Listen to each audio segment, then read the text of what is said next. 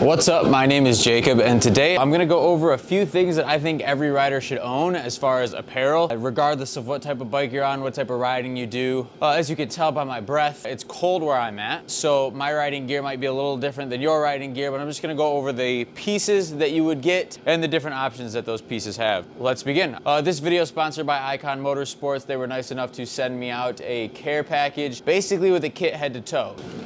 So shout out to Amanda at Icon Motorsports for hooking me up with this package. Oh, also, if you like what I did with the seat, I have a whole video on that, on how I custom upholstered it myself and gave it this cool little crocodile leather over top of it. Says stay rad, and then has my name on it.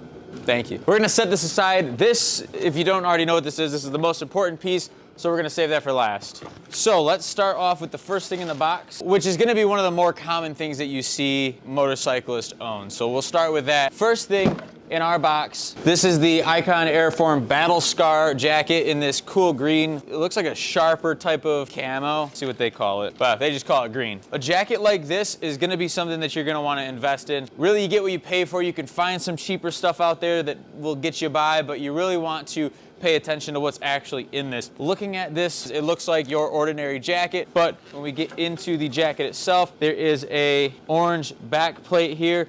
This is a special type of material. You can see that it's very flexible. It's hard to tell. You can push into it and it's really soft, but if you hit this, it hardens up. The whole point of this is to absorb shock upon impact, so if you fall off of the bike or are hit by something, this is gonna absorb that impact. They have one in the back here. They also have, you can't see them, but in here, they're in the shoulders as well. Usually when you fall, you try to brace yourself with your arms. These are padded also in the arm and elbow here, so you get a little bit of forearm protection, and then that elbow cup there. There are jackets that have way more protection like that. Those are gonna be your race jackets, something like this. If you're riding it on a track, you will want a jacket that has all those. Also, they're probably gonna be hard lined on the outside with like some type of plastic, and that's gonna allow you to slide instead of just tearing up the jacket. Something like this won't slide nearly as well, but this is more of an aesthetically pleasing jacket as opposed to a track jacket, but also does the job in terms of safety. You have some ventilation here. This is gonna be a good warm weather, slightly cold weather jacket. I wouldn't ride this in the winter. There's just not enough insulation in this jacket for the winter. But these type of jackets are great for the summer. I could wear this on a 75, 80 degree day and be perfectly fine because of the airways in it. This is a breathable jacket. This is designed, and you can open these vents up too. This is designed to be ridden basically from spring to fall, and then winter or late fall, you kind of have to put a hoodie underneath it or put a thicker jacket on. Jacket's very important. Don't cheap out on the jacket. Make sure you get something nice, because this is not only gonna be aesthetically pleasing, but it is to save your life. Next thing that Icon had sent me was something that I always ride with. Sometimes I don't always ride with a jacket, and I wouldn't recommend doing that. Sometimes I don't always ride with motorcycle boots, but I always ride with gloves. These are gonna protect your hands from more than just falling. If you fall, great, you have these. But when you put these on, you're gonna have full protection on the top of the hand here, on your fingers and knuckles here, on the thumb as well. These are designed more to protect you from stuff flying up off the road or like bugs. You're not gonna scar or cut your fingers up, and they're gonna keep your hands warm. So if you're new to motorcycling or you've never ridden in temperatures under like 60, once you get into like the 50 degrees when you're actually moving on the bike, it gets really cold, and the first thing that gets cold is your hands. They're right out in front of you. You have some coverage for your legs and knees and upper body, but your hands on a bike like this are outside of the windscreen here, so it's not gonna protect. Actually, what it does is it cuts the wind and puts it right into your hand on a bike like this. It's gonna make it 10 times colder. Your hands will numb up, and it's just not a fun time. So gloves I would definitely recommend, especially if you're riding in colder temperatures. A glove like this is designed to ride in a little colder temperature. There are pockets here, both on the tops of these gloves, and this is gonna allow you to tuck in a hand warmer. They also have padding on the palms as well in case you fall, some type of road rash. Also, and hopefully you never get into a road rage incident where you would have to use any type of physical force, but having a pair of gloves with some hard knuckles is also nice to have in case of some incident that hopefully never happens to you. Yeah, so that's the gloves. These are the Icon gloves, and I don't know the model of these. All this stuff will be in the description below, so sorry there was no packaging for these. All these links will be in the description below.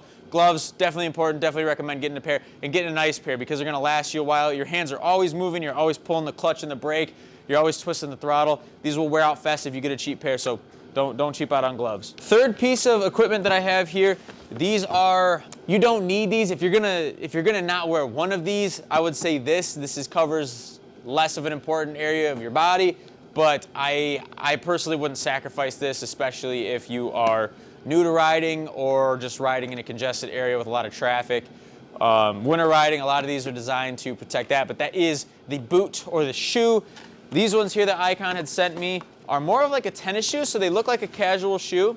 It's very light. Just from looking at it, you can't really tell that this is a motorcycle shoe. There are some extra protection padding at the ankles. You have a way more rigid sole than your regular tennis shoe. So with your regular tennis shoe, you could push this and basically fold it in half. This is a very rigid sole. So what that's gonna do is protect you if you ever have to set your foot down. You're gonna have support all the way through the sole here. And also, something like this helps if you get in some type of accident. This rigid sole is designed so that the shoe doesn't crush over your foot if, say, a vehicle happens to run your foot over.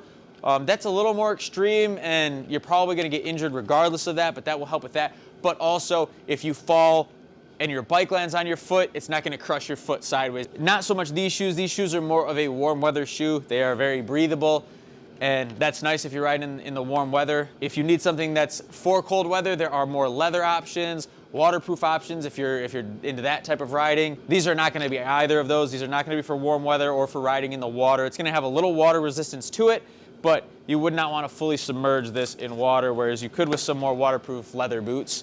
And you're going to get what you pay for with boots as well, the comfort and the durability and performance. There are more specs on these if you want to check these out. Some people might prefer a higher back here. That way it protects more from burns on your engine, depending on what type of bike you have. Some areas in the exhaust heat up, and so if you need some protection there besides the pant that you wear, a higher boot would help with that as well. I like the shoes. You get a little bit more mobility, so when you're shifting and braking, that's a little bit easier than a boot.